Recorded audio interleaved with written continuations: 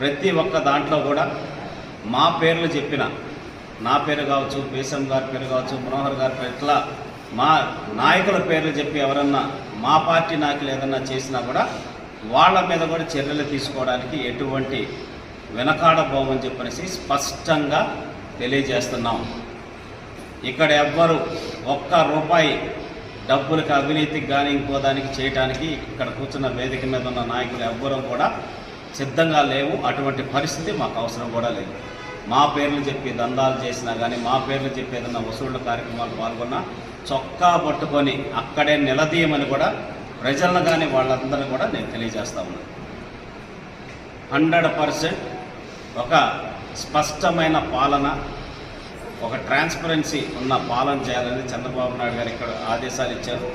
ఆయన ఇచ్చిన ఆదేశాల మేరకు మేమన్నీ నడుచుకుంటామని చెప్తా ఉన్నాం.